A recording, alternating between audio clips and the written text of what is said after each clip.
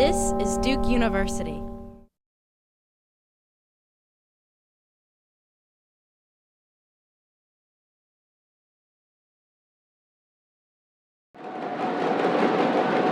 All right, everybody. Woo!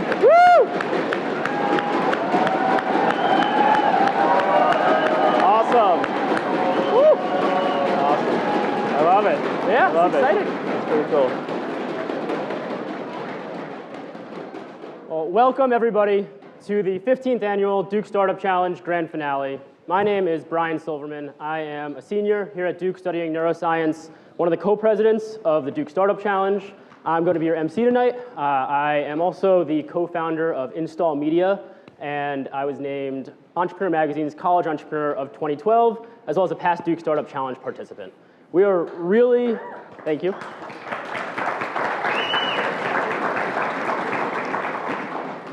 We are really, really excited for the event that we have planned tonight. You guys are going to hear from some of the most ambitious, some of the most innovative, some of the smartest Duke students that we have to offer.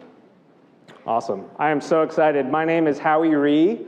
I work here at the Fuqua School of Business. Yes, let's hear it for everyone here from Fuqua.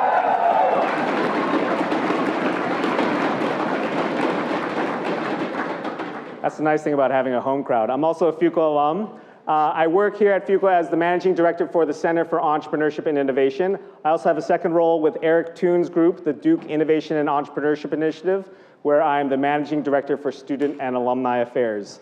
Let's jump into the 15th Annual Duke Startup Challenge. So the Startup Challenge has been around for 15 years. This is actually a screen capture of the article that helped announce the Startup Challenge in the Duke Chronicle from 1999. The winning team that year was Vamsi Pamela and Michael Pollack, who are pictured here. We're going to hear more about them later. The Startup Challenge continued year after year. In 2002, the first undergraduate team won. Here you see a screenshot of their YouTube video. One of the undergrads that participated that year and on the winning team was Chuck Easley, who's gone on to do some really amazing research in entrepreneurship at MIT and now at Stanford as an associate professor. He credits the Startup Challenge with really opening his horizons as to entrepreneurship. In 2004, Centis won. These guys make a device which can look at a pill and determine if that pill is truly what it's supposed to be. So if it's supposed to be, say, Claritin, it can tell if it's Claritin. And so it helps pharmacists determine whether they're giving out the right pills. In 2006, Precision Biosciences actually won second place, and they are a going concern as well. So they actually have technology which helps to edit genes. They have opportunities in life sciences and in agriculture. They are actually based not too far from here in a building right near the Durham Ballpark. Fast forwarding a little bit more, Oncoscope won in 2007. They have a device which is a laser which you can put down someone's throat and shine on their esophagus to determine if a cell is cancerous or not. They're based in the American Tobacco District. And in 2009, the Sabi Sushi guys, Wasabi won. This was 3 undergraduates who had an idea for a fast casual restaurant, kind of like Chipotle is to burritos, what Sabi Sushi is to sushi. That startup actually didn't end up working out, but Sean Puri, one of the 3 guys, is now CEO of a startup in the Bay Area called Monkey Inferno. And one of his other partners, Trev Reagan, is the head of a basketball school called Championship Basketball School. Just fast forwarding through some more, Hightower was a team that won in 2011, Nanoly won in 2012, and Refresh Innovations won in 2013. We have a great tradition of entrepreneurs here at the Startup Challenge. And just to highlight a few recent success stories, Andrew First is a Duke Startup Challenge alum who just raised $4.8 million for his startup Lean Plum. He only graduated a couple years ago. Fred Ursum is a Pratt School of Engineering alum. He started Coinbase, and they recently raised $25 million from Andreessen Horowitz. They're the most well-funded Bitcoin startup out there. And finally, back to the first team that won, Michael Pollack and Vamsi Pamela. They started a company called Advanced Liquid Logic, which was sold last year for $96 million. As Howie said, we've had some great history at the Startup Challenge, and we expect no less this year. So what is the Duke Startup Challenge? The Duke Startup Challenge is a year-long competition, and the first round for our participants was actually had a deadline that was in October of last year where they submitted an idea summary. We had over 150 teams compete and give us their ideas, undergraduate students, graduate students, faculty, staff, and alumni. In round 2, they had to give us some more in-depth deliverables consisting of a full-fledged business deck, business plan, as well as investor pitch deck. And this year we had 2 new events, 2 new things as well. First, we had teams participate in an Indiegogo fundraising campaign where they were able to raise funds via crowdsourcing, and our teams raised over $40,000 together. This is really exciting. They were really able to learn a lot about marketing their product as well as their consumer needs. In addition, we had a demo day last February in which over 20 teams got to give short pitches about their idea, really hone their pitch and hone their ideas, and compete for small cash prizes. After round 2, we had the Summer Innovation Program for the 6 finalists, in which they received a $5,000 stipend to work on their company, as well as participate in some amazing mentoring and networking opportunities. And then tonight, we are here to award the grand prize of $50,000. That is the Wicket Family Grand Prize. So we're very excited to award that tonight.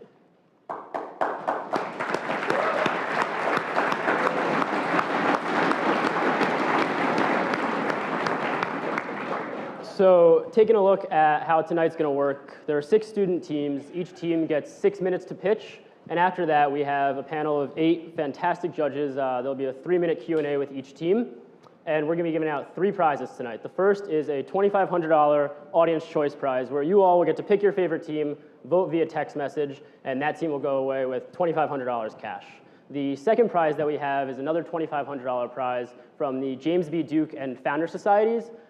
We have a lot of alumni who are here who are members of those societies who are going to be voting for that $2,500 cash prize. And then once again, finally, we have the $50,000 Wicket Family Grand Prize that will be voted on by the judges. We want to take a moment to make sure that we thank our sponsors for not only making tonight possible, but making this whole year-long event possible. So thank you to Smith Anderson, iContact, Citrix, ShareFile, and The Chronicle. We are really excited to bring you an amazing keynote speaker tonight. We have Max Hodak, who is a 2012 Duke graduate, and while he was an undergraduate here, he started a company, commuted between Durham and Silicon Valley, sold that company, started a new company called Transcriptic. They've raised $6 million, and they do in labs for pharmaceutical companies, something similar to what Amazon does in terms of web services for software and tech companies. So without further ado, I'd like to introduce Max Hodak.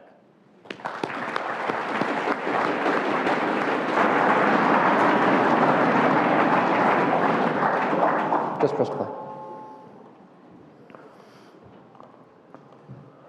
So, I'm Max Hodak. Thank you for having me.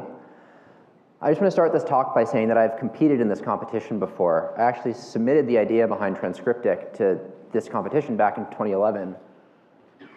And it didn't make it past the first round, huh? Well, damn, then I guess I had to do it. And so here we are. A little about Transcriptic. So, like I said, we founded it in 2012. You can think of what we're doing as cloud computing for the life sciences. So right now, there's all this infrastructure that's duplicated in every lab, and you have researchers that spend a decade in school and then spend most of their time moving small volumes of liquid from one place to another. It's this hugely expensive, inefficient infrastructure. And we design, build, and operate this mostly robotic infrastructure for doing molecular and cell biology. So it's organized around these units that we call work cells at our lab in Menlo Park, California. There are some humans in the loop too. And although Transcriptic is really cool, or at least I think it is, that's not what I want to talk about tonight. I'm not going to talk about Transcriptic today, so to clear that. So as Brian said, I graduated with a degree in biomedical engineering in 2012 after taking the long way through school. I did 2 years here as an undergrad, and then dropped out and moved to California because I was really into pleasing my parents back then. The little project that I moved to California for turned into this education technology startup called MyFit that ended up being funded by a huge VC called NEA, and then just a year later acquired by a much bigger education technology company called Naviance. The view that I've had in Silicon Valley the last 6 years has been really interesting to see how it's evolved. When I moved to California, I knew nobody, had no access. My parents were really worried that I'd labor away in obscurity for some indefinite period of time as another web entrepreneur with an idea that nobody cared about.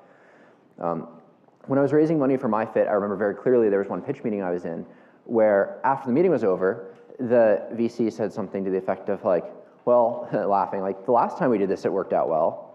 Talking about another teenage founder that they'd funded who did well. It's like, nothing else, he didn't hear the pitch. Nothing else really mattered. I pattern matched into the young white programmer in a hoodie stereotype that people talk about. Silicon Valley is a really weird place. So it's been interesting to see how things have evolved over the last 6 years, because I'm not the college dropout first-time founder anymore. I'm almost halfway through my 20s. Like, where did that happen? I have a lot of friends in California now. I've raised a lot of money. The bar is much, much higher. So after my fit, I decided whether I go back to school and commit to this dropout founder status. I had coffee with another student, a guy named Dylan, in Perkins Library, who'd had a startup as an undergrad that was doing really well, and he needed to be out in California for board meetings each month, which he flew out for. I was like, yeah, okay. You think you can see where this is going? So my plan was, like, I'll just fly back and forth. I'll just do both. And I figured that this was kind of what working for McKinsey is like, except instead of meeting with clients, I'd have school. The feedback that I got for this plan was a very loud, be realistic, Max. Realism is not a valid explanation for anything. Anyone who works with me will tell you that I'll never accept realism as a justification for a timeline or some reason not to do something. Or it might not be possible, but it not being realistic is not why. So the fact is, and this isn't widely enough appreciated, but an airplane with Wi-Fi is really just a coffee shop with a really nice view. And there totally were physically enough hours in the week to make it work. And 2 years of Monday through Wednesday in North Carolina, or in Wednesday night through Sunday in California, or vice versa, depending on whichever way I could pack my labs for a given in a semester, and I did both. So the title of this talk is Do More. The photo is from the inside cover of the little notebook that goes with me everywhere that I used to keep track of my life. Do more is a phrase I've stolen from one of my favorite directors, a guy named Casey Neistat. And if this talk is too abstract, I'd go check out his YouTube channel to make it more concrete. He's someone who really gets it. Anyway, by do more, I don't mean it's not about stuffing more stuff into each day. It's about being more ambitious. And it turns out that being more ambitious is mostly about realizing that there are no rules. There aren't any rules. I promise this is true. There are consequences, and we often confuse these with rules, but consequences aren't rules. You're only limited by the laws of physics. As Jack Sparrow would say, there's actually a lot of great management philosophy in Pirates of the Caribbean. The only rules that matter are these. There's what a man can do and what a man can't do. So who says that you need to be stable and growing and profitable at IPO? Ben Horowitz of Andreessen Horowitz famously took Opsware public in the height of the crash in 2001 with 6 weeks of cash in the bank and $2 million in trailing revenue. Or who says that college is always the right answer, even an elite one? The alumni of the first 4 years of the Teal Fellowship, which gives you $100,000 to 20 people under 20 to not go to college, have gone on to raise a cumulative $63 million in the last 4 years. We come up with these rules and norms as a society to absolve ourselves of thinking about consequences. And we have this perception that if you follow the rules, you go to college, you get the job, you buy the house, you have the career, that what you're doing is right. And I'm not going to say something ridiculous like, if you do that, you're wrong. Of course you're not. Like, that doesn't even make sense as a statement. But there are always more options than you usually perceive. So I know, there's this girl I know, Maria. She moved to the Bay Area. She grew up in Guatemala. She moved to the Bay Area when she was 15 because she was bored in school at home and didn't want to wait. She couldn't legally study in the US. So she volunteered in labs, just basically whatever she could find. She had a 2-hour commute each way, starting at 6 a.m., mostly by bicycle. Going back to the Sparrow School of Management, the problem is not the problem. The problem is your attitude about the problem. So there are two themes I want to focus on here today. The first is that there are no rules. And the second is that it matters what you choose to do. You as an entrepreneur have a responsibility to think about the types of problems you're solving and the world that you're creating and the companies that you're building. You here in this room, the companies you start will create jobs. Those jobs will become careers for people. They will be what those people talk about with their families when they go home at night and what their kids will grow up hearing about. You have a responsibility to ask not just what can you do, but what should you do? I ascribe to the unpopular belief that while big companies can sometimes come from unexpected places, not all ideas are created equal. I have too many friends whose job description is ads optimization to believe that. The future does not care about your virtual stickers. So what should that world look like? Like, what kind of problems will all those people spend their careers solving? So starting at the beginning, backing up, people generally start out ambitious. We wanted to be astronauts and presidents. What happened? There really aren't 6-year-olds out there saying, I really want to be a management consultant when I grow up. We have all these dreams and a fuzzy, ambitious idea for the future, in large part because we only have a fuzzy idea of the world in general at that point. But then we have contact with the real world. We get worn down. Things are hard. Other people are smart too. It's crushing for many people to get to college and find that they can't just float to the top anymore. They work in professional labs and see that there are smart people working on doing the interesting things. It's not just that they haven't had the idea before. Once they get a few good answers for why things are hard, they stop asking. They never come back out the other end. What they'd find if you keep going, once your ignorance gets burnt away and you start asking better questions and you start becoming less useless, you'll start hearing answers like, be realistic. That's how you know you're starting to get somewhere interesting. I want you to think for a second what the world will be like in 3,000 years. Everything different between here and there is your opportunity. And I really don't just mean, or really mean at all, things like flying cars. Those have proven to be pretty hard. And the human questions are often more interesting than the technical ones anyway. Like, what type of media will we consume? How will we interact with friends? What will things like ownership mean in a world without scarcity? Or how will we allocate resources in a world of little? Why would we have a world of scarcity versus a world of little? How is what we're doing now going to influence that? So I know I just said that there are no rules, and that's true, but there are a few things that I try to follow personally, like not accepting realism as an explanation. Avoid little leagues. Let me tell you 2 stories, one about a friend of mine named Austin and one about me. When Austin was 11, he called the Apple switchboard, this was a long time ago, and begged them to send him new Apple products to test out. After sufficient persistence, they actually sent him things to play around with, and he reported bugs. 2 summers later, they gave him an internship to come test things, and a couple summers after that, they actually waived the company-wide age restriction on hiring to hire him, and by high school, he was a software engineer on mainline software products. When he was 17, he had to defend a feature he'd built to Steve Jobs. He ended up going on to drop out of Stanford and found a high-profile VC-backed company that he's been the CTO of for the last 8 years. It can be tempting to be a big fish in a small pond, but you should try and find opportunities to sneak into the real world whenever you can. It's okay to be the least useful person in the room. In fact, if that's not true when you're starting out, you're doing it horribly wrong. If you work at it, you'll eventually belong.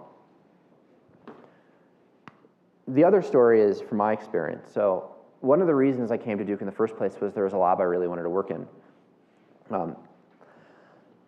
There's a lab here, actually, several, that do brain-machine interfacing. They make implantable devices to do things like control prosthetic limbs or actuate or feel 6th senses. And working in that lab is an admission that I'd had since basically watching The Matrix in 5th grade. True story.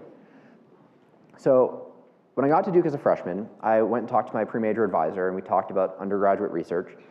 And he asked me if there were labs I thought interesting. I was like, yeah, what about the Nikola Ellis lab? He said, nope. Not going to happen. Med center, big lab, hard to reach, pick somebody else. So I was like, okay. But I was a freshman, so I dropped it for a while. And then in the spring, I found there's a class, Chem 26S, Intro to Researching Chemistry. It's a class that places you in a lab, and then at the end of the semester, you give a presentation on what you did and learned. Just kidding, professor. I actually don't really want to do chemistry at all, but can you introduce me to the Nikola Ellis lab? Yeah, so I got lucky there in part because another undergrad a couple years before me named Ian had done the hard work of convincing them that undergrads can be useful, and they took me. So I don't know if I was particularly useful to that lab, but I certainly learned a lot. I learned a lot more there than I did in any of my classes. When I was a sophomore, I got to present a poster at the Society for Neuroscience annual meeting, a big scientific conference with more than 30,000 attendees. I showed up in a soccer jersey. I don't know how well that went over. But I spent most of my presentation being heckled by a very senior, eminent neuroscientist who didn't like my results. It's like, wow, like that. I remember that conference hall. It's like, this is real science. These are real scientists. I'm being harassed by a senior neuroscientist who thinks I'm doing it completely wrong. It's like, it was an awesome experience. And I learned so much there, and not just technically, but also socially and politically. Like, I saw that many of the key problems facing science are not technical ones, but sociological and political ones.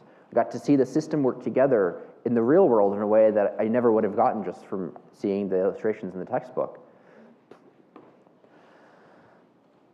Much more stuff I learned in that lab has stayed with me to today than things that I learned in school.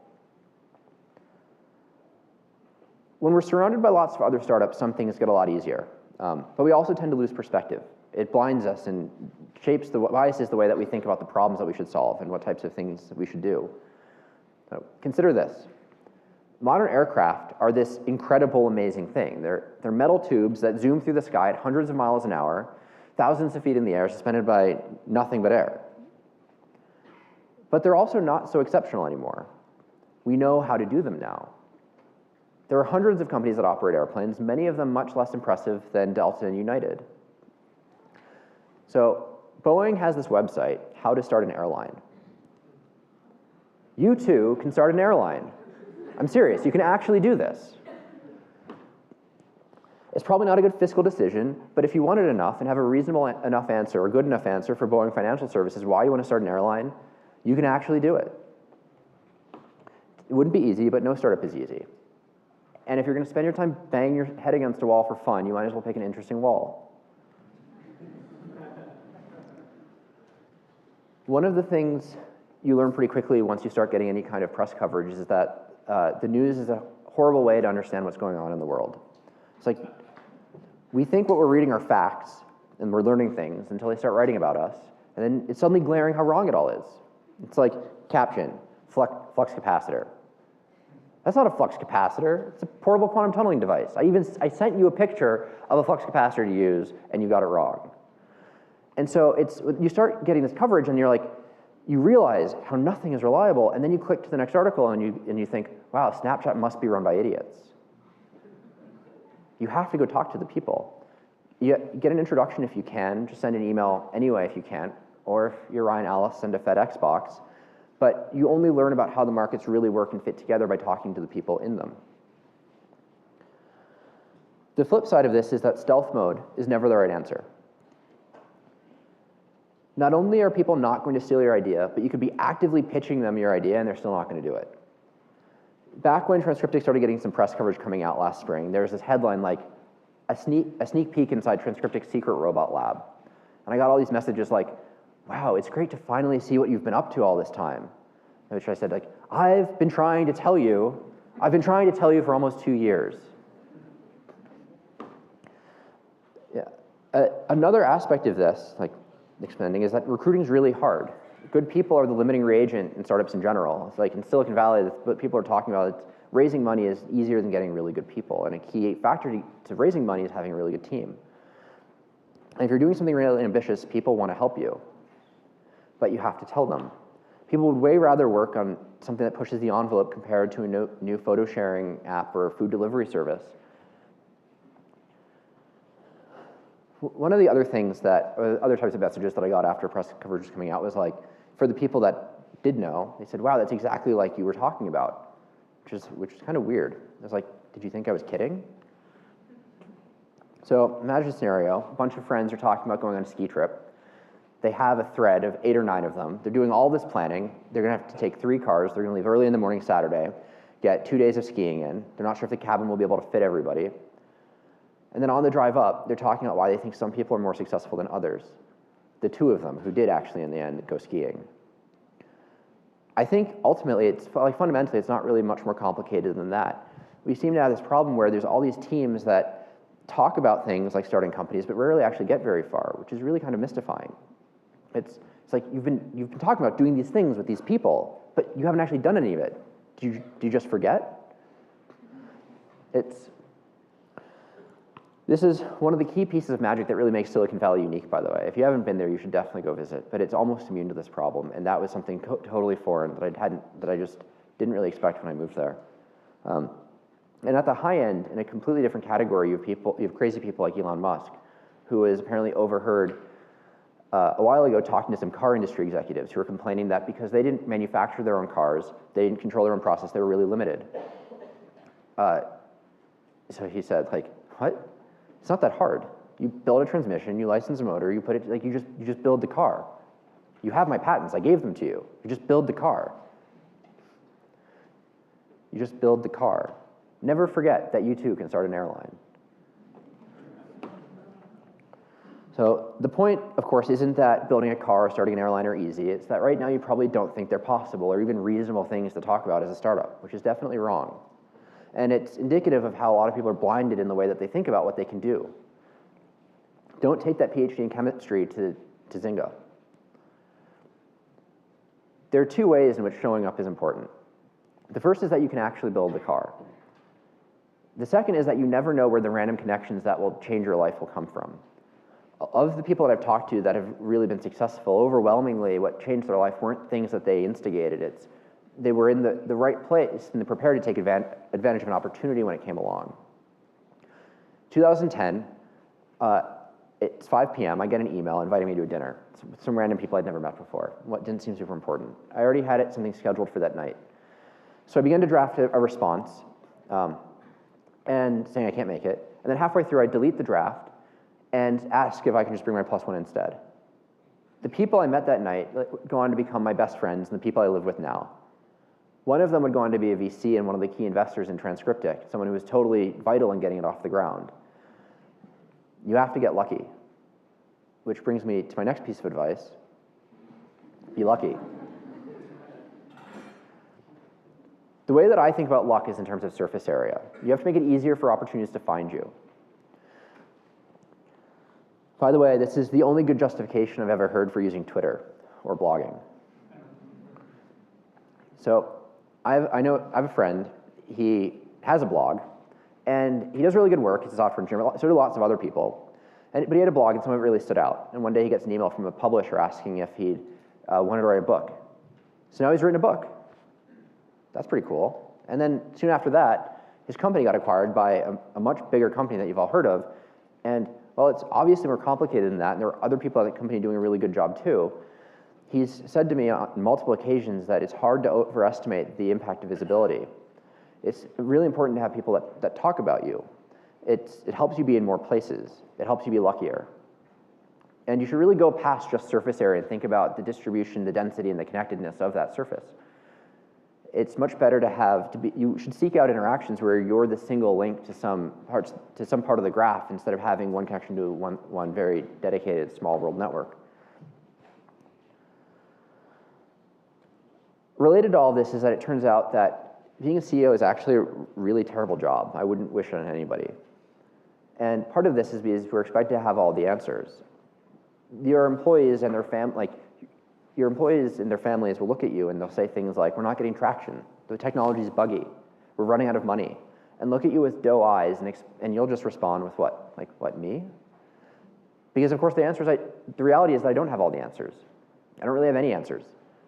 I just have a bunch of guesses, and sometimes the right thing to do is to take one of those guesses and do something dramatic with it. And if you can't do that because you have a co-CEO, whether for real or de facto, or you just don't have the conviction, the company is doomed. Of course, the single biggest cause of all startup failures are co-founder disputes, the team fights. That seems like a fairly preventable cause of startup death, and yet it keeps doing it. There will also be times when you'll question yourself, your market, your customers. Why did we even start this company at all? You'll forget. Unless you're Facebook and experienced exponential growth from day one, you'll forget. And of course, everything takes longer than you'd get the impression from reading the news. Palantir, which now is more than 1,500 people, so it took almost 4 years to have a real product.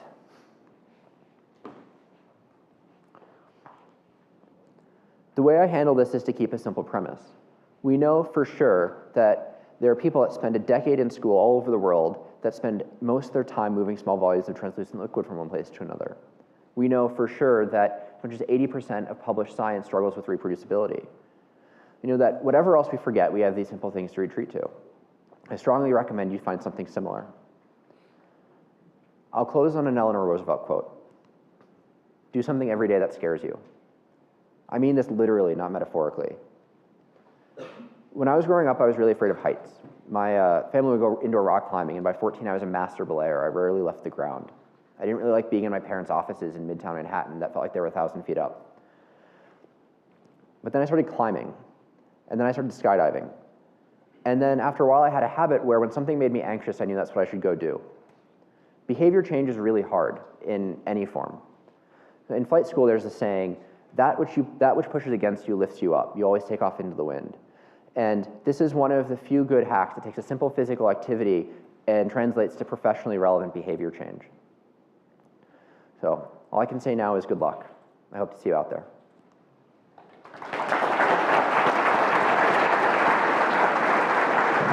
Stay up here, Max. Max, stay up here.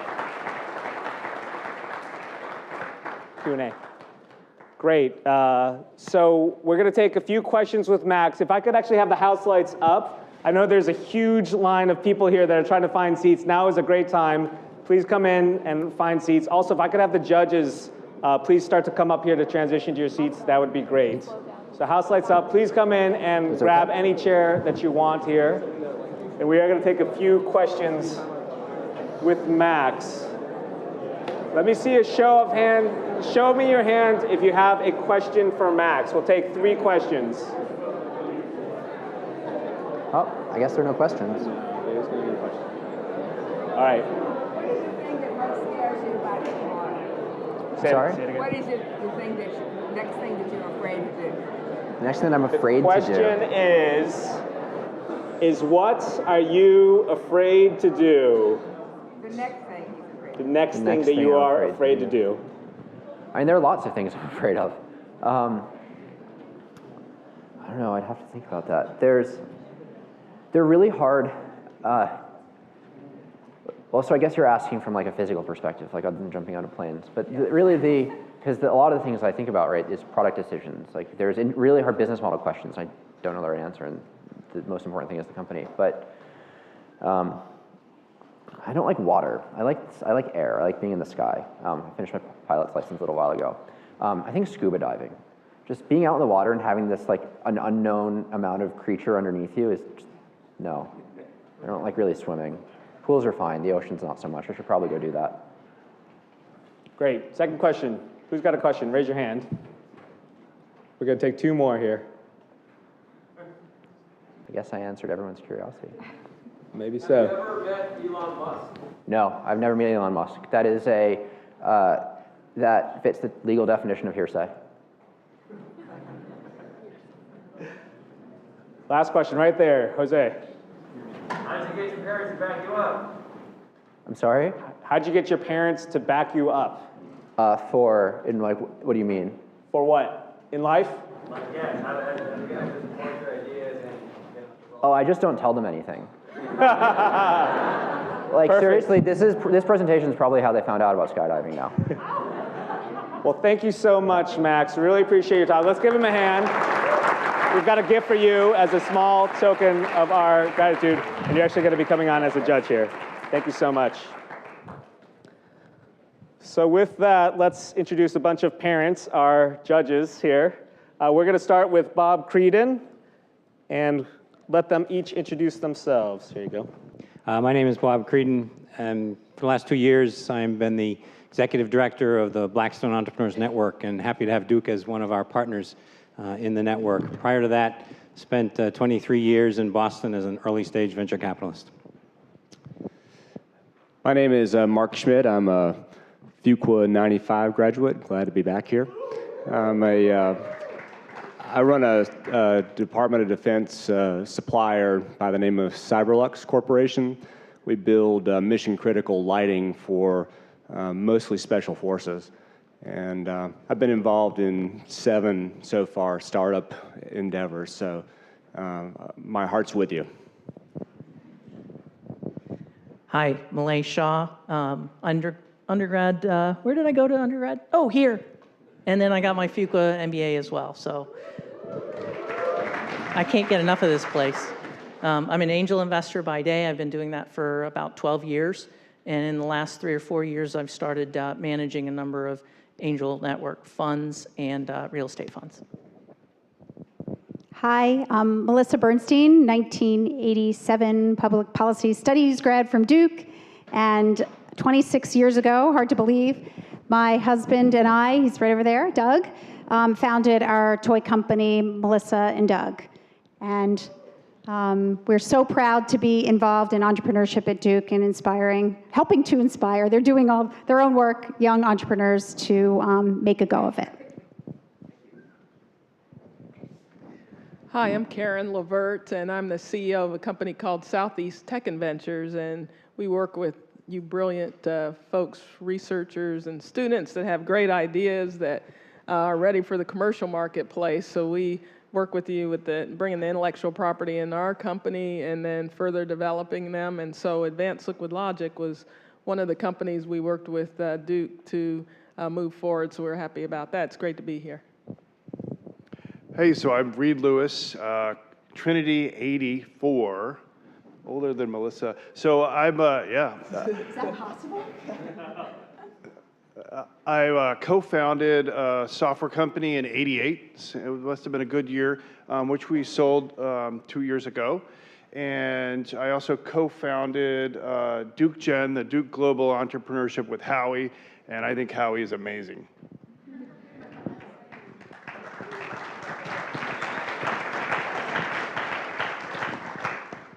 I'm Max. I'm Jake Stauk. I left Duke in 2012 to start Neurospire. We build software for brain-computer interfaces. Right now we've built a game that will help kids and adults treat ADHD, a brain-controlled video game that they play to treat ADHD. Great. All right, let's begin the competition. The first pitch is 501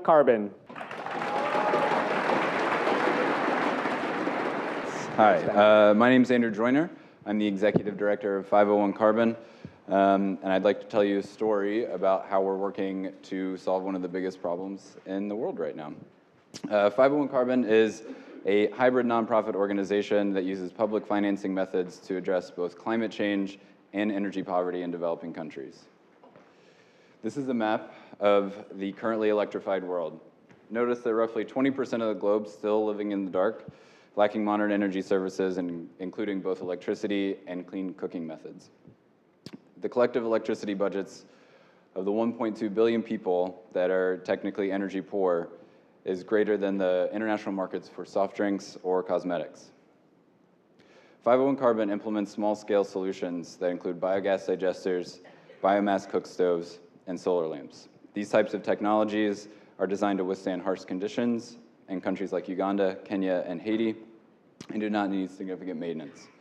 We currently have the financial equivalent of $2 million in carbon offsets in our portfolio, which represents approximately $800,000 in future revenue for our organization.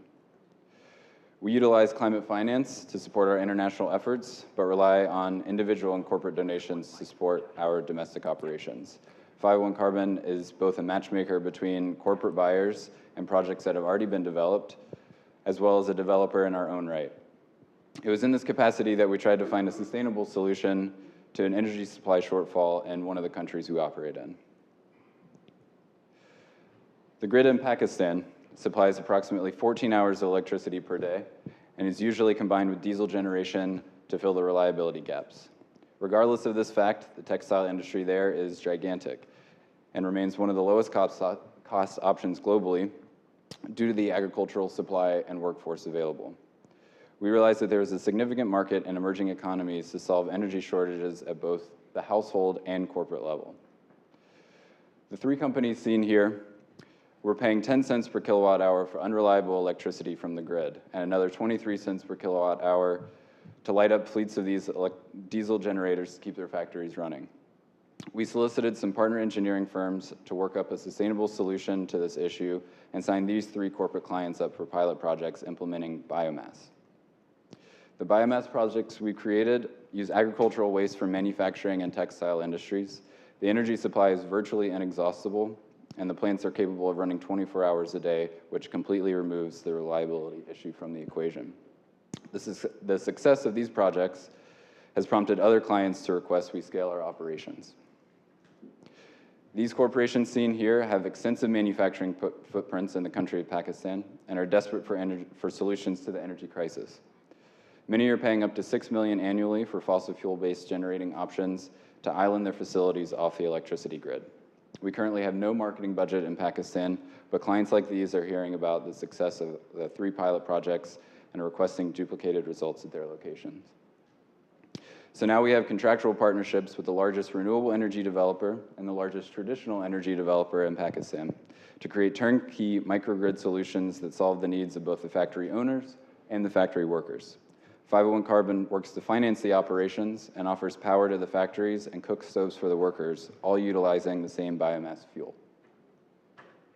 We've raised enough money for a 15-month runway and are currently using the pilot projects to leverage public finance from the US government. The period for project due diligence related to cap expenditures from the US government, however, can be extensive and can be anywhere from 9 to 12 months, and is also expected to cost $40,000, which we're not happy about. The industrial biomass projects break even within a year of operations, but we require all the funds that we use to be insured by the Overseas Private Investment Corporation in order to protect increasing amounts of spent capital from issues that might relate to investing in developing countries. We're currently qualified for anywhere from 5 to 10 million, depending on OPIC's findings, and are working with the agency through the application process. Our current team exists as myself, Hassan Anwar, and Adrian Comte, all Duke students and graduates who focus on energy finance, policy, and management. We've also brought on Johan Chemnitz, a renewable energy engineer and previously the director of operations for built projects at Strata Solar. We've also brought on Russ Thornton, who will be handling our business development in the US and interfacing with corporate clients, who was previously the director of sustainability consulting for DNV Chemo for 10 years. We've also brought on Ryan Diltz as a financial partner, who's had experience managing international supply organizations with annual budgets of over $10 million. This is where my financial projections would have gone, but I was told today I was not allowed to include those. But just to let you know, we won the clean energy track of the Duke Startup Challenge earlier this year, participated in the ACC Clean Energy Challenge. We're on the waiting list for office space at the American Underground, and we recently completed the Groundworks Labs incubator at the American Tobacco campus. And with that, I will turn it over to the judges for questions. Great.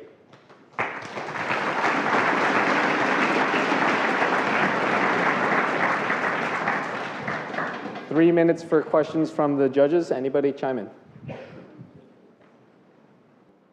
Well, I'll speak up. The proceeds of the prize, what would you use those for? Right now, we would use those specifically for the OPIC due diligence. We would have to fly some US government officials to Pakistan, and that's a pretty heavy price tag. You mentioned that you have 2 million in carbon credits at this point. How do you actually monetize those carbon credits to really claim that revenue?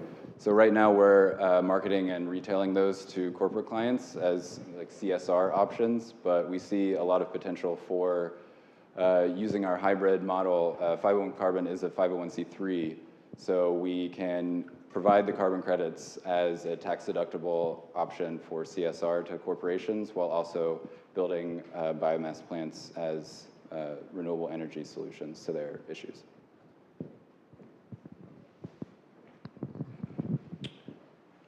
Two questions. One, do you have intellectual property protection for any of the solutions, or how does that work?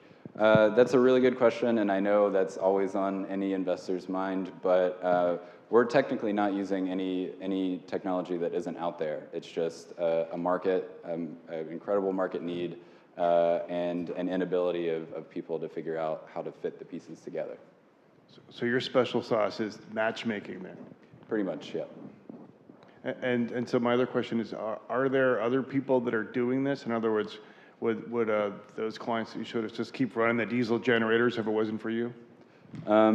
Based on the general excitement we've had from potential clients, that seems to be the case because they're sinking a lot of money into purchasing diesel. But you know, there's always room for innovation. It's possible that if we started to scale at a certain point, someone would start copying the model. Last question. What type of regulatory challenges do you have?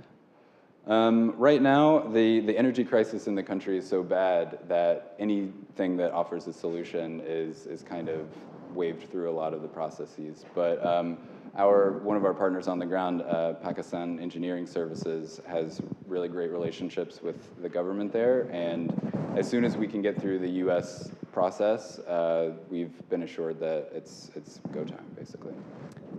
Thanks a lot, Andrew. Let's give him a hand.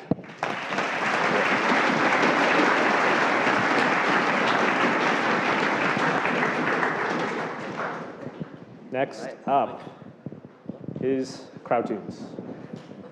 We ready to have some fun? My name's Lee Kornfeld, and I'm a double Dookie and a co-founder of CrowdTunes. Today, I'm going to tell you about the kick-ass product that we built that meets an incredible market need in a huge growing market, and how the $50,000 from the Duke Startup Challenge can really help take us to the next level. First, a simple question. By a show of hands, when is the last time, actually, in the last year, how many of you put a quarter willingly into a payphone? Not very many. So why are we still putting $800 million bills a year into jukeboxes across the United States? Venue owners will tell you these things cost a lot of money, they take up space, and they break down. And as patrons, we want to be on our phones. We want to be social. We want to be mobile. CrowdTunes addresses both of these problems. For the venue, it's really simple. We give an iPad mini. You're up with a fully legal music solution that provides you unparalleled control compared to anything else that's in the market today. In addition, using iBeacon technology, we can provide custom data analytics that no one else can provide. So let's take a quick trip. Let's say we're done with the Duke Startup Challenge. We go down the road to our friends at Olivia's, want to go have a beer. We see this on the television. God, CrowdTunes is here. We can control the music. So you download on your phone, you buy credits, and you decide, man, Howie says, it's been a tough day. Crazy Train by Ozzy Osbourne. I'm going to throw 1 credit down on that. Well, Davis comes in, and Davis, maybe the bartender gives him a promo code, or there's a coaster on the table. Davis loves Taylor Swift. I mean, I'm telling you. And he bids on Shake It Off. He puts 2 credits down on it. Well, you know what? Brandon really hates Taylor Swift. And Brandon throws 10 credits on Crazy Train. What we've done is created a marketplace for music, a bidding war, so that we can really get people going after one another. So it's not just about your song playing, but it's about winning. And that's how we sell a $1 song for $15. This is not a BAC chart, okay? This is actual data from 5 nights at our venues around the area and the average price per song that was bid on each of those. What you see here is that we're capturing a willingness to pay that the current jukebox market at a flat dollar per song can't capture. And impressively, we've actually seen one song go for $25, not because Davis bid $25 on Taylor Swift, but because 10 people bid $2.50 on Crazy Train. And we're not just talking about it, we're doing it.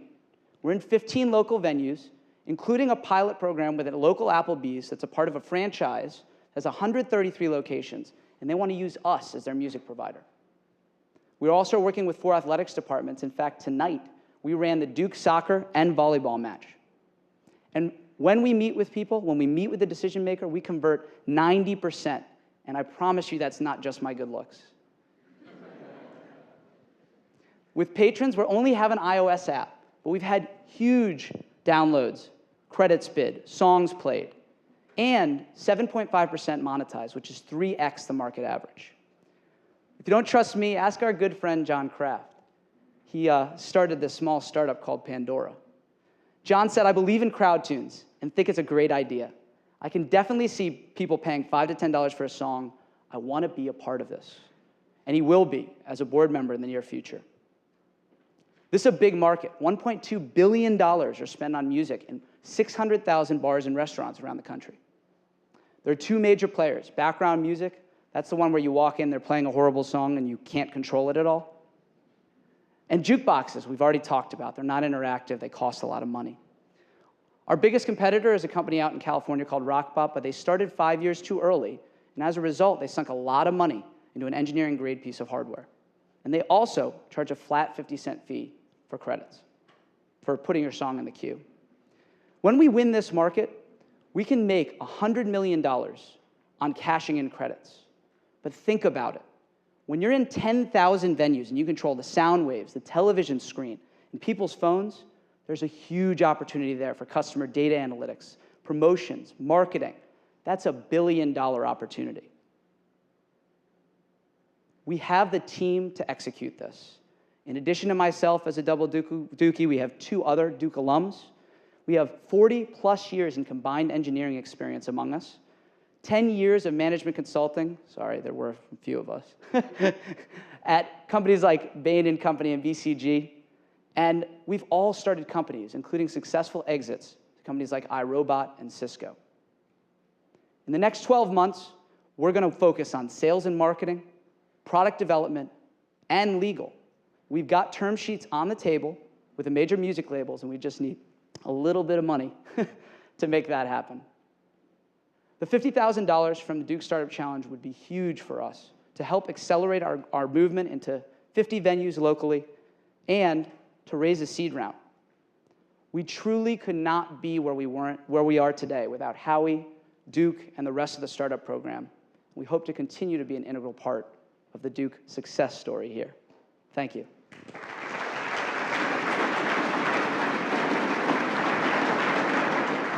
Vice President. Thank you. It was. Hopefully, we can go out to the bar afterwards and have a drink. So have you raised any money already? We have not raised money. We were fortunate enough to win a $46,000 grant from NCIDEA. And that, in addition to Melissa and Doug, actually have given our undergrad more than a bit of money. And Duke, the Startup Challenge, a summer innovation program. So we have $71,000 that we've received in non-dilutive grants, but we have not raised money as of today. How does CrowdTunes make money? So as of today, we don't charge the venue anything. In the long run, we're going to charge the venue a monthly fee and share profit with them. But the primary way that we make money is by you purchasing credits. You purchase credits from your phone, the revenue of which comes to us. Now, TouchTunes, the big jukebox player in the market, makes $10,000 per venue per year on dollar bills. We can make this business work with half that, and we think we can actually capture that much money just from buying credits. Two-part question. First is, how do you scale? What's your sales model? Yep. And then you, on your last chart, showed 500 locations to get to $1 million in revenue. Is that math about right for each venue? Yeah, so what we did today is myself and Brandon and Davis hit the pavement. We talked with owners, and we've gotten 15 venues in the athletic places that we're at now. In the long run, these chain sales, direct sales, things like the Applebee's Apple Gold franchise, that's the main way we're going to expand quickly. But there's other ways too. We're going to start an internship program with college students in college towns, seniors, provide them a commission and marketing budget to go sell this. We're also going to partner with operators. We've got a local operator here who already sells arcade games and pool tables in the bars, who's going to sell CrowdTunes for a commission. And ultimately, technology partnerships. So there's a really cool company called eLacarte that's going to put a tablet on 100,000 Applebee's tables by the end of the year, so you can order and pay for your food. Ultimately, we'd love for them to be able to pay for their music there too. The number in terms of what we're going to get to, you can hear we're scaling up to the $10,000 per venue per year, but ultimately we never even assumed that to get to $100 million. Last question. Why would a venue not want to do this? The primary, I mean, as I said, most of the time, 90% of the time, a venue wants to use this, right? The main reason a venue wouldn't want to use it is they think that Davis and Brandon and Howie have awful taste in music, and they don't want the crowd to have any control over it all. Great. Thank you so guys. much, Lee.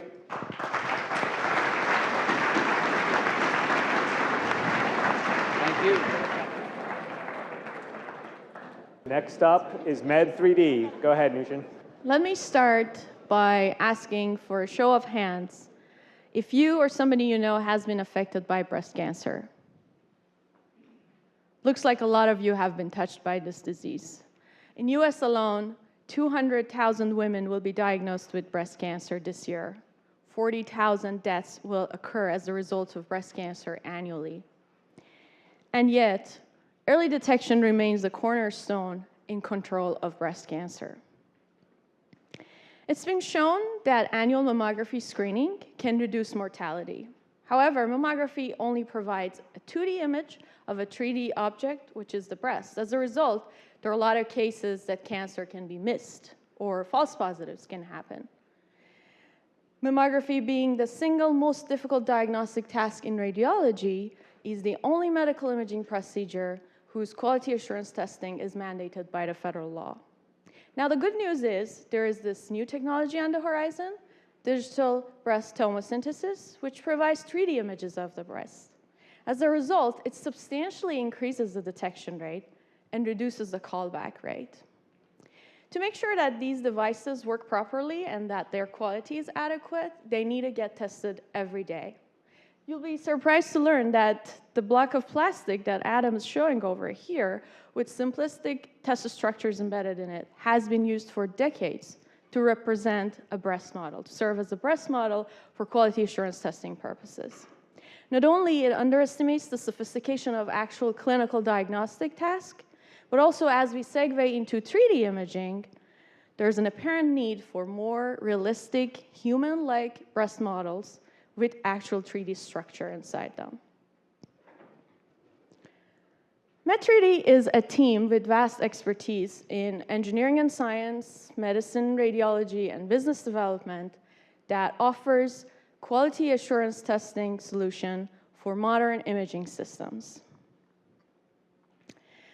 Med3D solution uniquely brings together several key factors.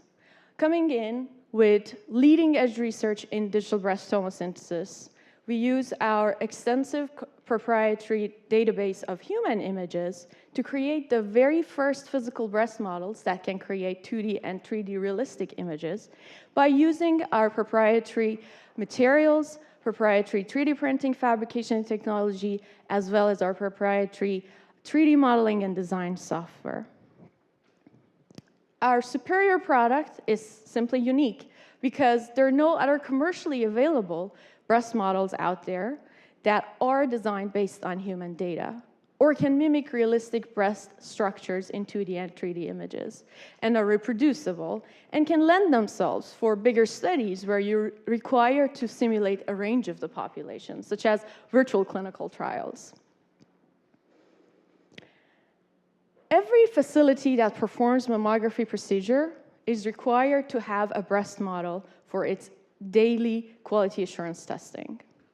The mammography infrastructure comprises of 14,000 mammography units in US alone, as well as a growing market in Europe. This 2D infrastructure is now moving towards 3D imaging. With the introduction of 3D imaging into the US market, during the past couple years, with one manufacturer playing the field, there has been a quickly growing market shaping up in US.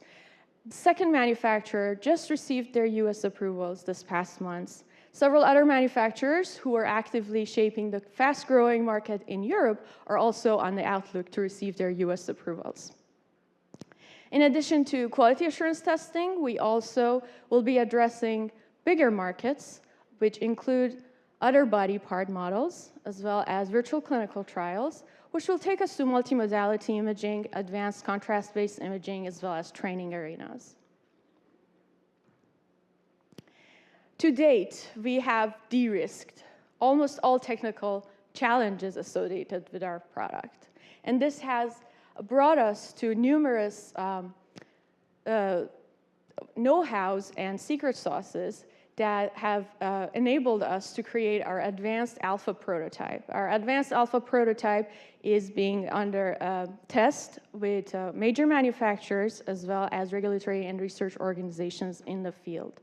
We have received positive feedback from several sources, and we plan to navigate the legal landscape and fabricate our beta prototype in 2015.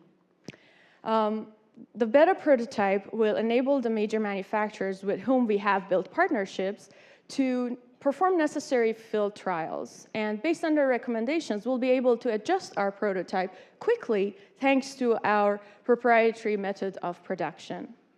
Meanwhile, we go through this beta prototype testing, we will be looking into evangelizing our product by, in the scientific community by selling it as research tools. We'll also be developing other body part models which are easily translatable given our expertise in the breast domain. We would like to leave you with some of the success stories, quotes from manufacturers and regulatory and research organizations who have been encouraging us to follow this direction. And we would like to thank the Startup Challenge organizers as well as the judges for all of their time and feedback. Thank you. Thanks, Lucian.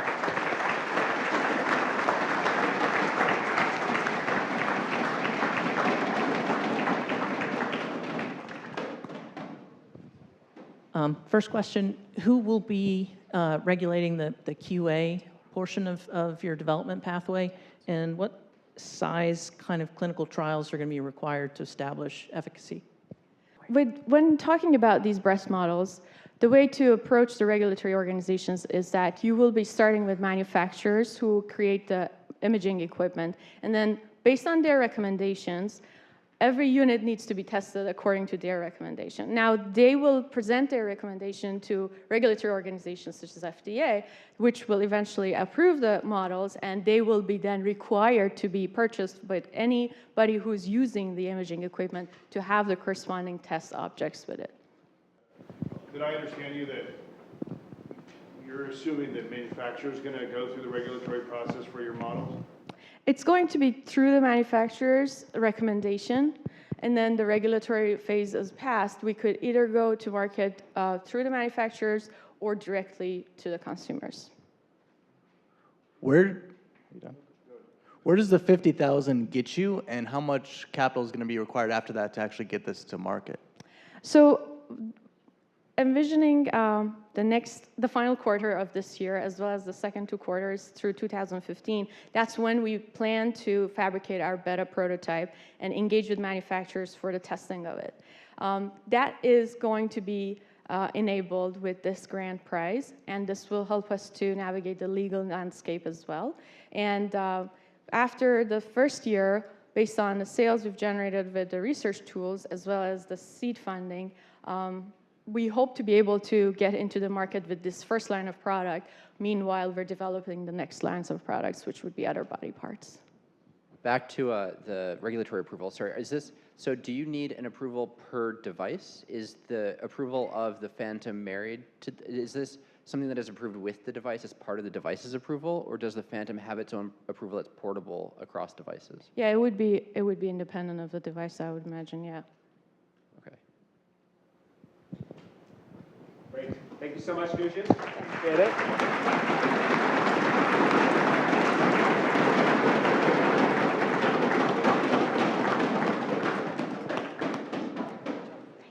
Okay, now for a startup challenge first. We are Skyping in Taylor Tully from Kenya. Okay. All right, go ahead and start whenever you're ready. Okay, great.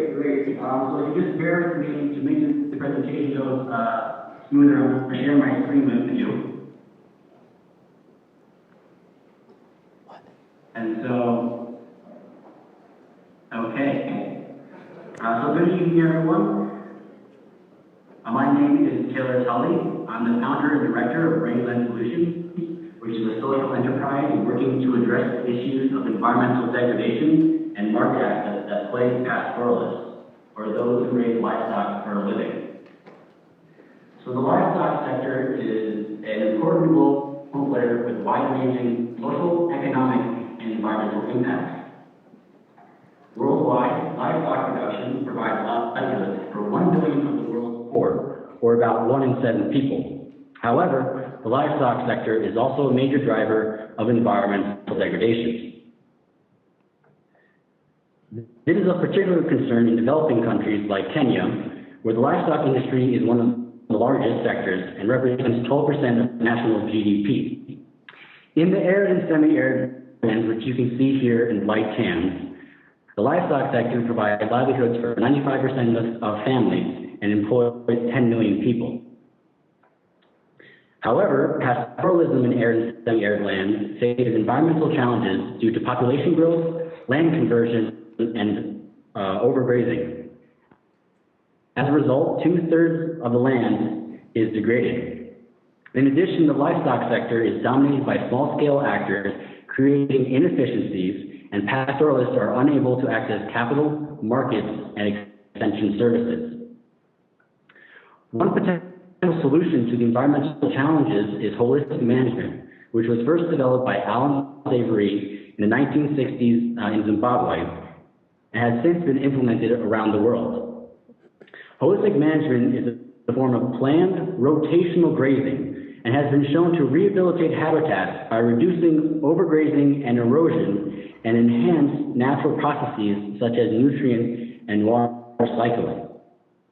As a result, land productivity increases, generating higher beef production rates of up to 50%. In addition, restoring the land sequesters 1 ton of carbon per hectare per year on average. So if you multiply this over tens of thousands of hectares, this generates significant carbon savings.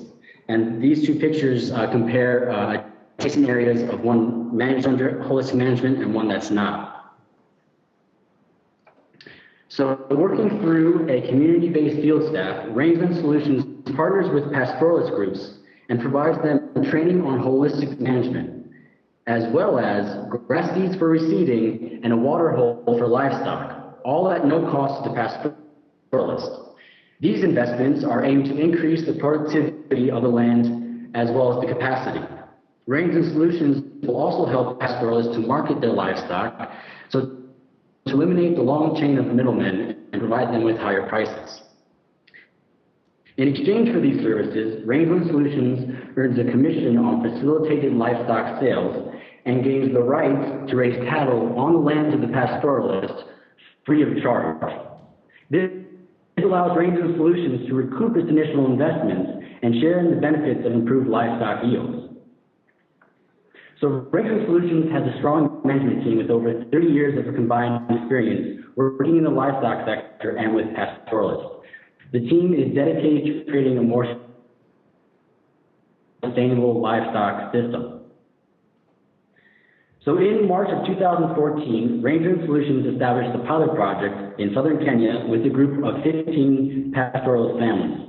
In the pictures here, on the top left, you can see us building the dam. The top right is us providing the seeds, and the bottom two are us conducting community meetings and trainings on holistic management. So we are now poised to expand the pilot project by additional 30 families after great feedback from our members and a successful fundraising campaign. We have also recently formed a strategic partnership with the Keynote slaughterhouse, which you can see here in the picture. The slaughterhouse is located in one of the largest and most vibrant livestock markets in all of East Africa. With the partnership, we are forming what we call a livestock market hub, the first of its type in Kenya. Much like the tech hubs in the United States, our hub will help drive efficiency and innovation in the marketplace, which will improve equity in the marketing chain for the benefit of pastoralists. The hub will also serve to increase Rangeland Solutions' presence and visibility in the marketplace and cement us as a leader in livestock marketing. Most most excitingly, Range and Solutions is currently in advanced discussions with a collective of pastoralist groups representing over 1,500 families, 148,000 acres, and 30,000 cattle. The group is currently implementing holistic management grazing methods, as I just mentioned earlier, and would like Range and Solutions to market their livestock so they can increase market access for their members. This deal potentially represents over $400,000 in annual livestock sales, which Range and Solutions would earn a commission from. The revenue generated will put us on the path to have a positive gross profit in 2015 with 80% of our operating costs covered. This development will also greatly accelerate the build out and demonstration of our model. And the pictures here are the cattle that will also be selling. So Range and Solutions is on the cusp of transforming livestock production and markets in Kenya. The need and desire for the solutions provided by Rangeland is clear and apparent. In addition, we are uniquely positioned in the marketplace and have one of the best teams in Kenya. The grand prize will go a long way towards helping Range and Solutions improve livelihoods and the environment while combating climate change and desertification. Thank you very much. Great.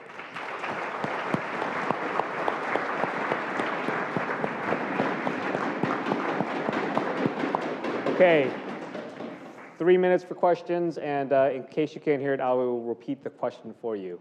Who's got a question? Yes. Taylor, how do you finance your operation? How do you finance your operation? How do we finance it? Well, we're currently financing it through private donations because we're registered as we consider ourselves a not-for-profit social enterprise. So currently, how we finance our operations to date are from private donations from friends and family through Indiegogo and stuff like that. But we are currently targeting grants from USAID and other sources. Thanks for sharing your project with us. My question is, what did you learn in the 15-family pilot that will inform your business plan going forward? What did you learn in the 15-family pilot that will inform your business plan going forward? What was actually really interesting was this year Kenya suffered from a drought, which was the first time in about 4 years. So that's really sort of slowed down the full implementation of the pilot project. So that was a real learning experience for us in terms of some of the challenges that you face, particularly climatic. And that's one of the reasons why we're trying to address these issues is because with climate change, the weather is a lot more unpredictable. So by trying to implement holistic management, you're hoping to make these communities more resistant to climate change. So I think that we always have to be cognizant of those types of outside risks. Last question. Taylor, how do pastoralists currently get their livestock to market, and will your business model displace any current stakeholders? Did you hear that? I didn't hear the last part. How do pastoralists currently get their livestock to market, and does that displace any current players? And does that displace any current players? So basically, in the market that we operate, which is Caesarean, it extends all the way from southern Kenya to northern Kenya and supports livelihoods for about 200,000 households. And so there's multiple ways that pastoralists can get their livestock to market, and it's usually through a very long chain of middlemen. So you can trek your livestock to the terminal market by foot, and that takes days or weeks, and during that, the livestock lose their quality. Or you can also truck the livestock directly to the market, but that's very expensive. So I think what we're trying to do is make that more efficient and sort of shorten the chain so that pastoralists can capture a larger percentage of the total value of the livestock. So I wouldn't necessarily say we're displacing people because most of the middlemen are also pastoralists themselves who rely on livestock. So I think it's more of a crowding in effect. Thanks a lot, Taylor. Appreciate it. All right.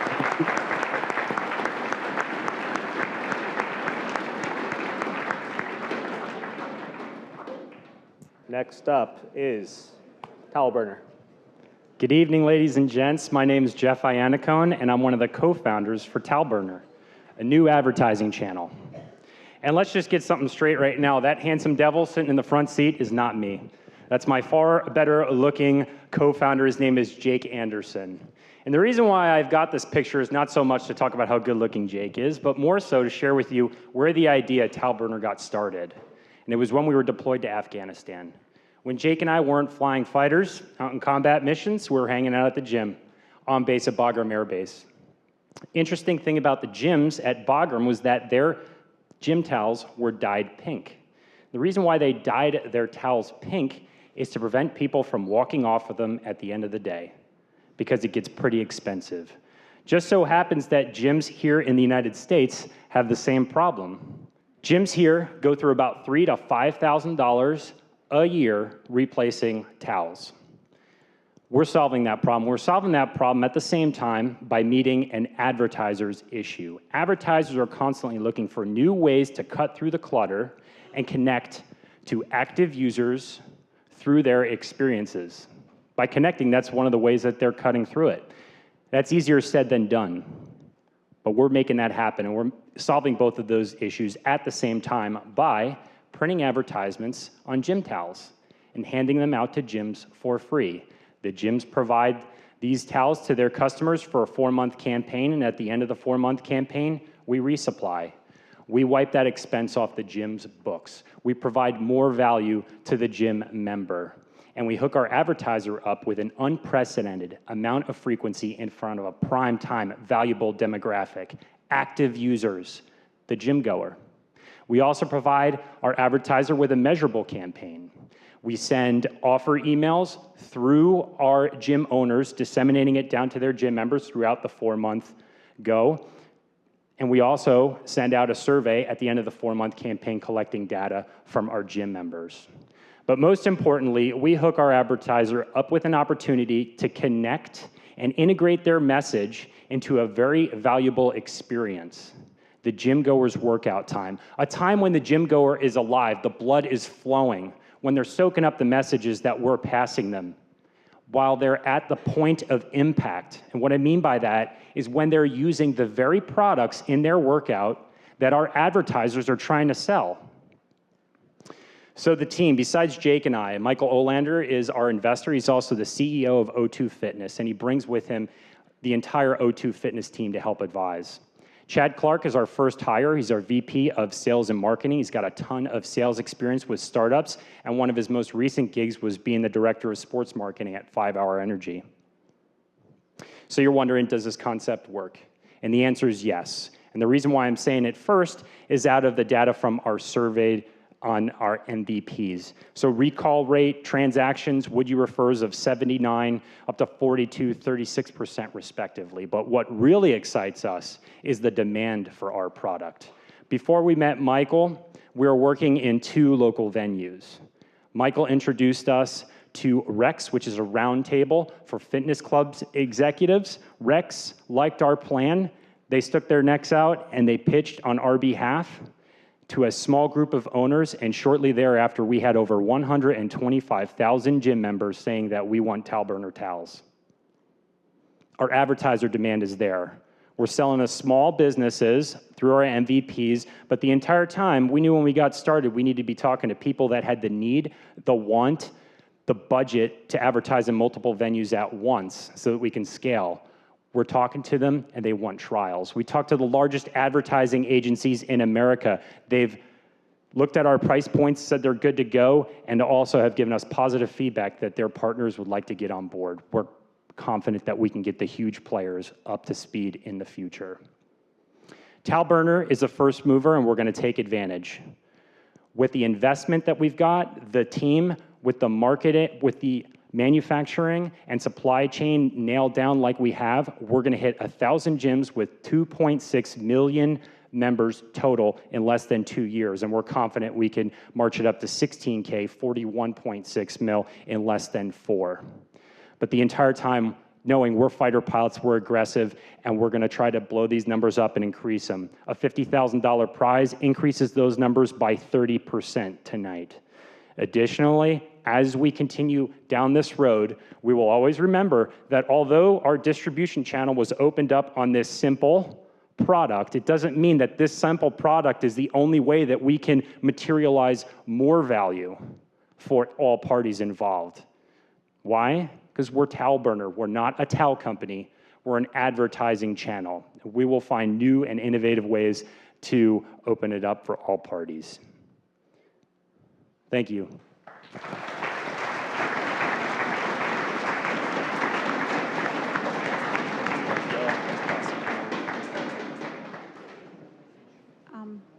What is the total size of the market? There are 53,000 registered gyms in the United States.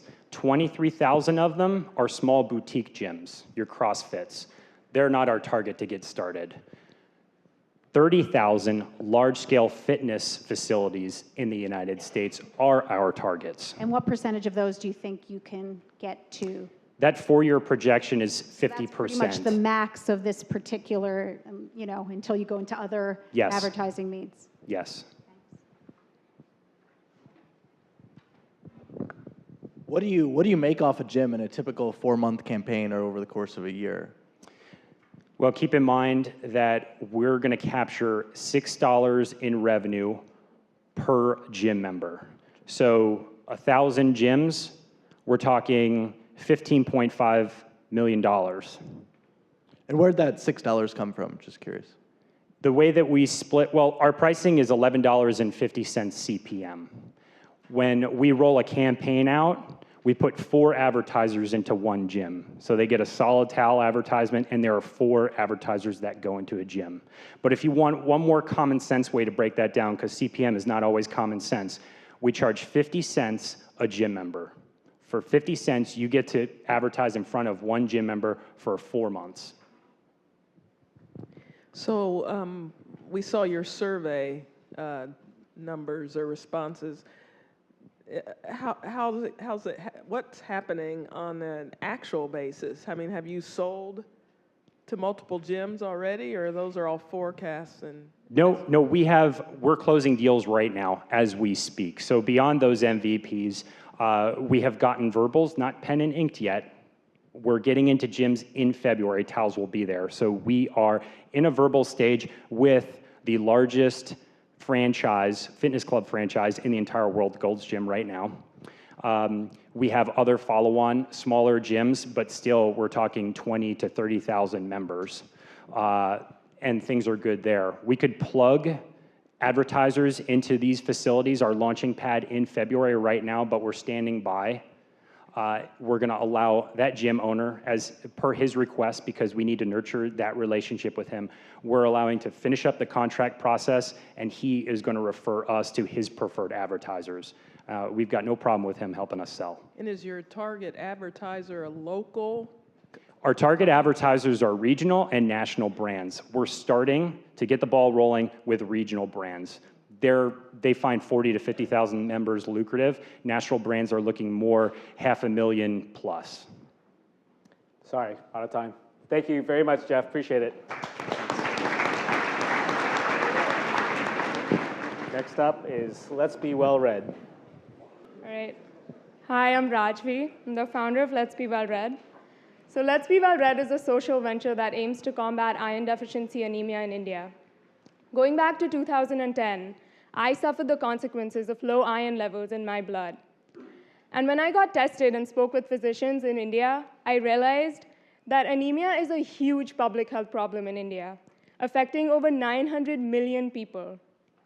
It's the underlying cause of 65% of the maternal and fetal deaths in the country, and it's a primary leading cause of death in premature babies.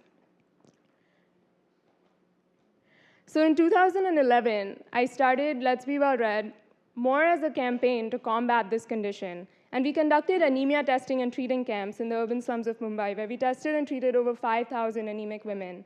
And what we found through our interactions with them was that what they really needed was a simple solution to their problem. They were looking for one single food product that contained the adequate amount of iron to suffice their daily iron needs. When I surveyed the Indian market, I found no such product.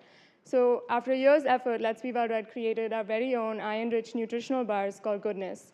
So the figure below just shows a comparison between other bars that are prevalent in the market and other nutritional supplements that people use a lot. And as you can see, goodness bars they're the only ones that contain a really high amount of iron and are sold at a really nominal price of 10 rupees.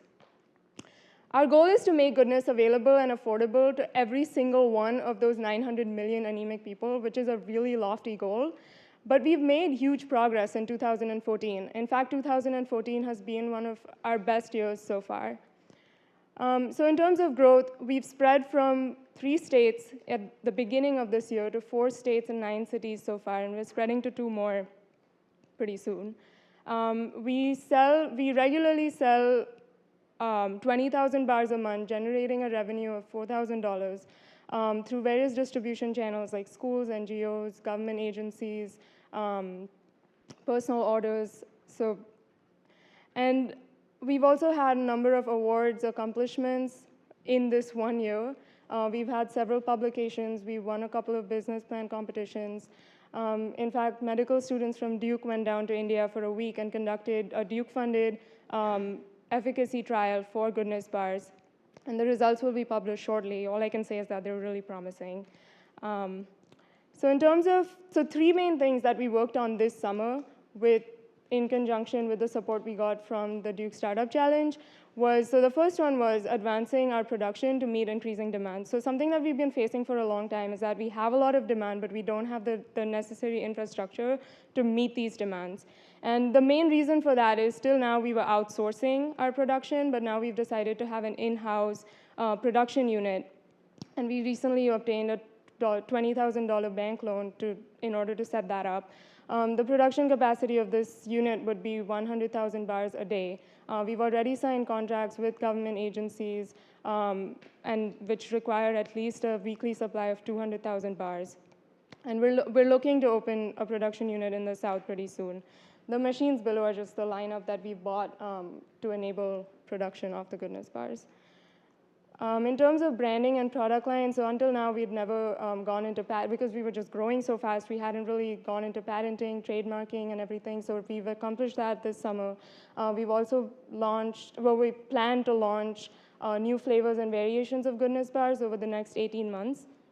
We're also changing up the packaging, making it more appealing, kind of just creating more of a brand name to make it more accessible to people, and so that people kind of associate goodness with nutrition, with something that's important, something they understand the value of it.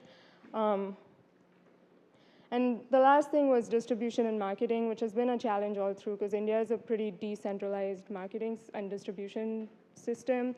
So we've hired a sales team, marketing, and PR team. For the next 2 years at least, we're going to be focusing on urban areas mainly. And there are 3 main strategies. One is we have a group of distributors who then approach wholesale, and then they approach retailers. And then the other thing is within like 20 kilometers of our production unit, we also want to have a tempo service, which is like a truck service, so that we can provide our bars as and when needed, and we're not dependent on people. And the last thing is e-commerce. So what turned out to be really nice was that Flipkart, which is a really growing e-commerce brand in India right now, is actually renting office space at our production unit. So we have control over at least their their services in relation to us. And also Amazon India is sharing storage space, so that's great. And then DHL has been our partner since the beginning. So all 3 of them are growing e-commerce brands in India, and we have had close relations with them. So that'll help in terms of marketing and distribution. So why do we need the additional $50,000? Mainly going back to the 3 points that I just mentioned. So in terms of increasing production, we still need to streamline transport of raw material, initial employment, and paperwork. We're planning to open up the unit from starting November 2014. So we need to put that into place before we can do that. In terms of expanding our product line, so we've conceptualized all of this. We've decided what we want to do over the next 18 months. But we still need to create the new flavors and the new variations of goodness bars and test them, which would require additional money. And then lastly is the streamlining of distribution. So setting up the tempo service, setting up the intra and interstate transport systems and e-commerce contracts would require the money located. But yeah, I'll leave you guys with just a slide that shows, I guess, quotes from partners that we've come across and customers that we've sold goodness bars to, or people who've tried goodness bars. So Great. if you have any questions. Thanks, Rosie. 3 minutes for questions.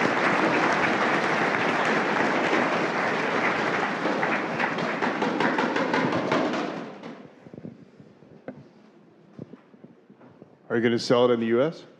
So we actually sold them at Duke, and we sold like 500 in 2 nights. But I think for now we're going to focus on India, because the main reason is that in India this is a need, while in the US the strategy we had been using was charity. Like, if you buy 1 bar for $1, you can subsidize a lot more in India. Yeah, like the tennis shoes. So my other question is, who do you have on your team that knows about distribution of retail products? Right, so I don't have time to fit in all the team members into this presentation, but we have a really strong team on field in India. So our CEO is Mr. Biju Shah, who has previously worked for Haldiram, which is a really big import and export company. It's an Indian import and export company. And basically, so he has a strong hold on, so his idea, the whole distributor network to the wholesale to the retailers was all his idea. And so he's figured all of that out, considering he's worked for an import-export company before, So I see that Right Bite has 4 different nutrition bar categories. What's your strategy for if they decide to produce an iron bar? Do you have a competitive advantage over Right Bite? Right, so I think that goes back to building a brand name and then building, I guess, having the plan for in terms of next steps, because definitely now that we've been getting a lot of attention in terms of media and everything, we're definitely getting, I guess, there will be competition brewing in the future, which was the reason that we collaborated with experts in the food industry to kind of create, at least conceptualize what we want to do over the next 18 months and then quickly start, I guess, launching new flavors and kind of just being ahead of the game is the only way. And also the patenting that we've done, at least in terms of our recipe, we're fine. But I mean, that's the only way we can control that. Is it possible to have too much goodness? Do you have to balance against making it too delicious? Does that become dangerous? I don't think so. I think people, based on anecdotal evidence from our customers, people are wanting more goodness. And right now, the thing is the amount of iron in the bars. So the thing is, we're not going to, so it's not like, oh, we have a flavor of goodness, and then now we're just going to create another flavor of goodness and another flavor of goodness. Each new flavor kind of caters to a different crowd. So younger kids would have goodness covered in chocolate, or pregnant women need 3 times more iron than what goodness bars contain right now. So you cater to different populations and their needs. That's what we're aiming at. What are your Sorry, we're all out of time. Sorry, Karen. Thank you so much, Rajvi. Okay, house lights up. Great. So there are 3 things happening right now simultaneously. The first thing is the Wicked Family Prize judges are going to go off stage and deliberate for a few minutes and select a winner. The second thing is that the James B. Duke and Founders Society's folks are going to vote, and the Melissa and Doug entrepreneurs are going to collect your paper ballots. So please vote right now. And the third thing is for you all, there's going to be a raffle for an iPad mini. There's going to be some free T-shirts. And you are going to have a chance right now to vote as the audience for the $2,500 Audience Choice Prize. So it's time to vote for your favorite team. Please take out your own cell phone. Here's how it's going to work. That's all right. You can just see it on the screen. So you're going to vote a code, which I'm about to show you. And just a couple things on how this is going to work. One is it's only for people that are here live in the audience, okay? And we're going to verify this with a hand count, okay? So don't tweet this out. Don't send it out to your friends over, Facebook or text message. Don't try to vote multiple times. Actually, the system limits you so that you can only vote once from your cell phone. So you actually can't vote multiple times. So this is only for people that are here live in the audience. We're going to do a hand count to verify the winning team. So With that said, time to vote. Okay. All right. We have at least, Let's Be Well Read won. We've got it. Thank you.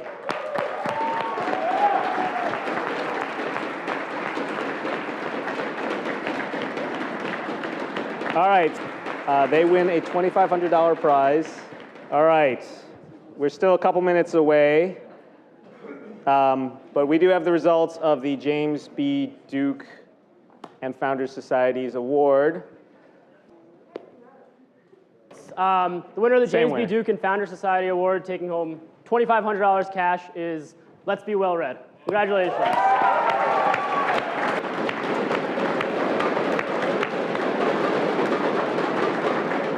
Rajvi, let's take a picture of you with the Blue Devil. We're waiting here just another minute, so if we can take a photo of Rajvi with the Blue Devil.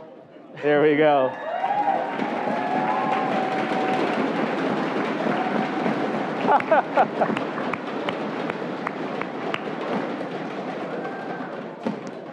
Just one more quick announcement. Our alumni track winner is Danielle James, Trinity 06 for Model Citizen. Do you want to describe Model Citizen? Model Citizen is a peer-to-peer shopping network in the same way that Uber and Lyft are ride sharing. So essentially what you can do with Model Citizen is shop in each other's closets. It's really cool, really unique. And at the end of round 2, we awarded the alumni track winner, which was Danielle James and Model Citizen, and they won $10,000. Great. All right. All right, we're going to bring you all up there.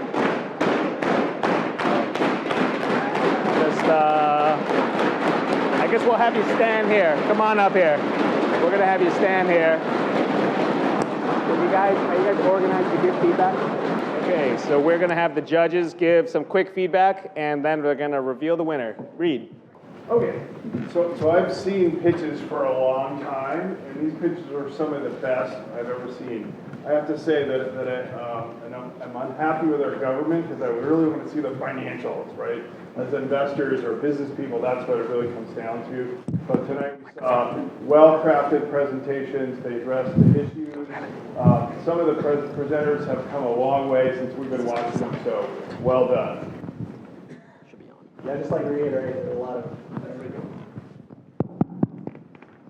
a lot of great pitches tonight. I think everybody did a great job. I would love to see, again, the financials, a little bit more detail of your plans moving forward, what you do with the funds, and how it gets you to the next stage. And don't be afraid to have a little bit more passion. I want to see a little bit more jumping around and excitement, and make us believe it like you believe it. Blue Devil.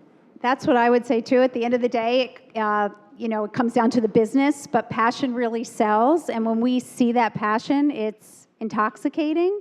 So make sure that that's conveyed through your presentation. Thanks.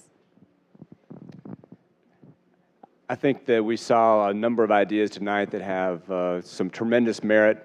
A lot of these types of competitions should be the source of inspiration if you don't come away as a victor tonight.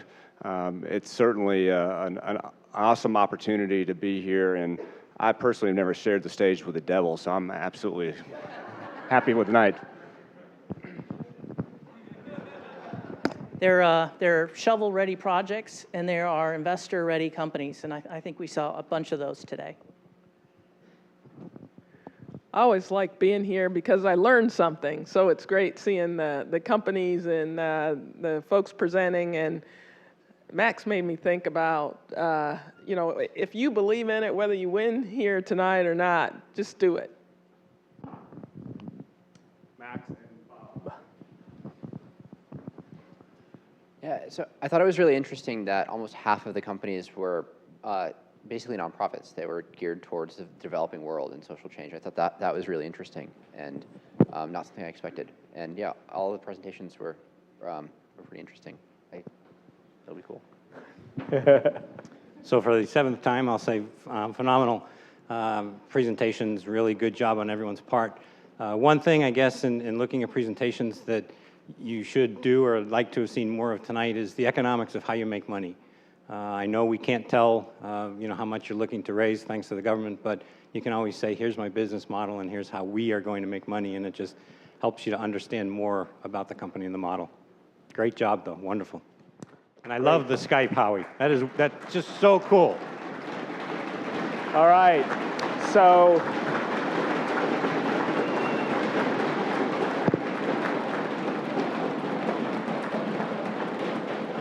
the last thing we're going to say, we're almost done here. The last thing we're going to say is there is a reception right outside of those doors. There's food, drink, and Mati energy for those of you that are about to go out for the night. Positive ID required for the beer and wine. And the round one deadline for this year's competition is October 30th, 2014. You must enter by October 30th to be eligible for the whole next year's worth of prizes. Okay, the winner is...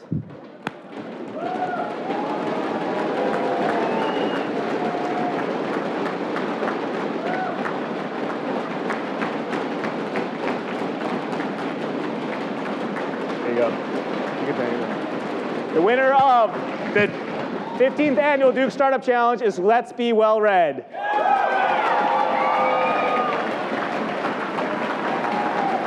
All right, we're going to bring all of you together for a photo. Yep. Let's have Rajvi hold the check in the middle, in the photo. Yep. All right, if we can move all the judges over here. Yep. I'll take your iPad. Very good. Go ahead and hold that. Yeah, please do. Stand in the middle, Rajvi. Can you stand in the middle and hold it? All right, everyone scoot around here. Come forward, come forward.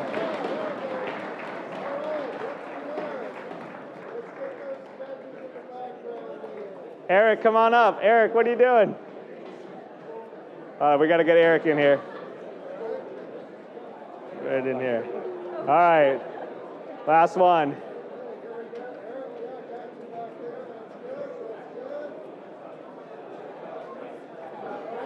Great, thank you. Congratulations, Rajvi.